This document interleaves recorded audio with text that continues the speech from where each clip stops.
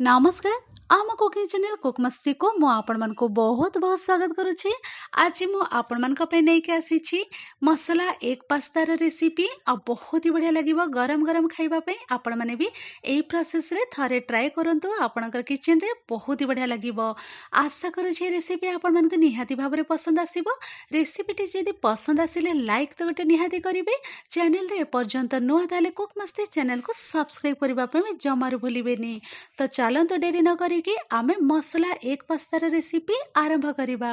एठी मु gas set को पळे आसीछि आ कंटेनर रे नै जाइछि मु 4 ग्लास भर्ती करिकी पानी आ पानी दे सारिला परे आमे फ्लेम को ऑन करि दबा। फ्लेम ऑन करि सारिला परे मीडियम फ्लेम रे रखिकी आमे पानी रे बॉयल आसीबा पे छाडिबा। ता भितरे आमे कोन कोन दरकार चलंतु आमे देखि दबा। आ पास्ता नै जाइछि मु 3 कप भर्ती करिकी 3 कप पास्ता नहीं जाइए। आपण मैंने जेकोसी सेप्र पास्ता यूज करें। ये मून सेप्र पास्ता नहीं जाइए। तो चलतु ये पास्ता को मुझे साइड करके रखीदे आ सहित कौन कौन मु पास्ता रे यूज करी भेजिटेबल सब आपण मानक ये मुझे देखई दूची। एठी मु नहीं जाइए 3टी अंडा नहीं जाइए।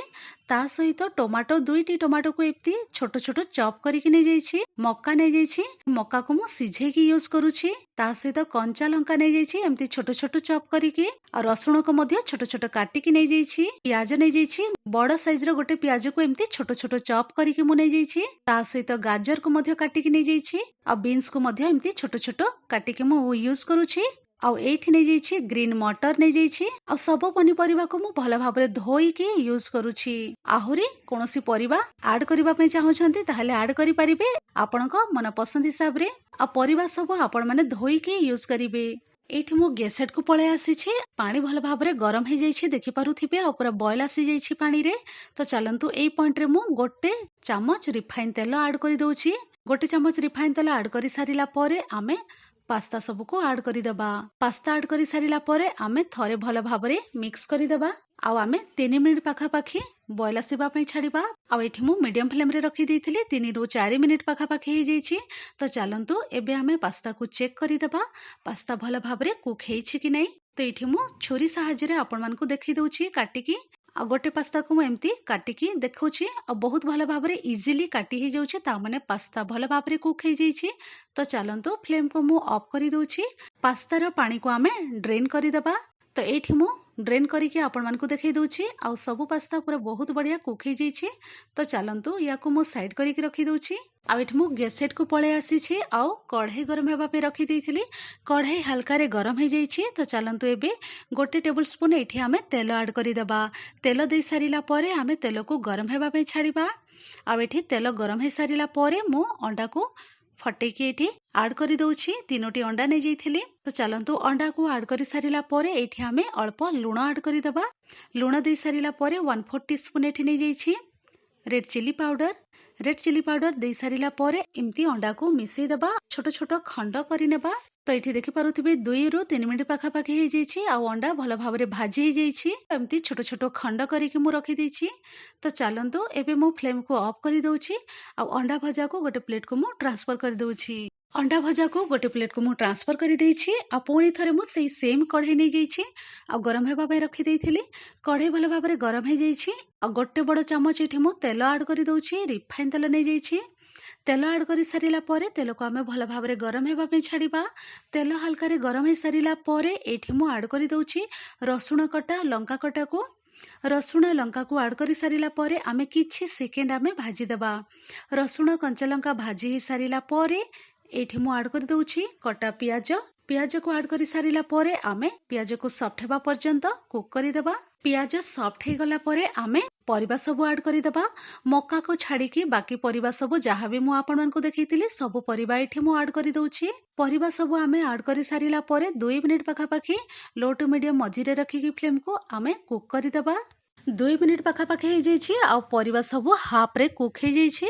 तो चलंतु एई पॉइंट रे मु ऐड करि दउछि सिझा मक्का आ मक्का को मु आगरु सिझेई कि नै जाइथिली ताकू ऐड करि दउछि। मक्का ऐड करि सारिला परे ऐड करि दउछि कटा टमाटो ऐड करि सारिला परे आमे मीडियम फ्लेम रे रखिकी कुक हेबा पे छाडिबा किछि समय।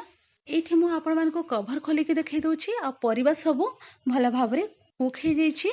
तो चलतु यही पॉइंट रे ऐड करदेबा ड्राई मसला सब आ मसला रे मु कौन कौन नहीं आपण मानक देखई दूची। स्वाद अनुसार लुण प्रथमे आम ऐड करदेबा। लुण दे सारिला परे एठी मु आपण मानक देखई दूची 2 छोट चामच नहीं जाइए मैगी मसला नहीं जाइए। जदि अवेलेबल थाए ताहले मैगी मसला निहाती भाव में आपण माने ऐड करेंगे, बहुत ही बढ़िया लगे। ता सहित ये मु छोट चामच रे नहीं जाइए गोलमरीच गुंड। तापर ये ऐड कर दउछि गोटे चामच छोट चामच रे भर्ती करिकी गरम मसला पाउडर नहीं जाइए ताकू ऐड कर दउछि। गरम मसला पाउडर ऐड कर सारिला परे सब जिनस को आमे भल भाव में मिसई दबा। मिसई दे सारिला परे 2 मिनिट पाखापाखि आमे मीडियम फ्लेम रे कुक हेबा पे छाड़िबा। आ एठी मसला सहित परिबा सब भल भाव में कुक हो जाइए। तो चलतु एबे ए पॉइंट रे मु ऐड कर दउछि टमाटो सॉस नहीं जाइए 3 टीस्पून नहीं जाइए। 3 चामच छोट चामच रे मु यूज करूछि 3 चामच टमाटो सॉस। आ ता सहित एठी गोटे चामच नहीं जाइए पास्ता सॉस नहीं जाइए। जदि अवेलेबल थाए ताहले पास्ता सॉस आपण माने ऐड करिवे नले स्किप करि परिबे। तो चलतु एतिक जिनस दे सारा पर पुणी थे आम भल भाव में मिसई दबा। आ हाई फ्लेम रे आमे गोटे मिनिट कुक हेबा पे छाड़िबा। एठी भल भाव में सब जिनस कुक हो जाइए। तो चलतु एबे आमे ऐड करदेबा आगुरी आम सीझे जो रखी से पास्ता को आम ये ऐड करदेबा।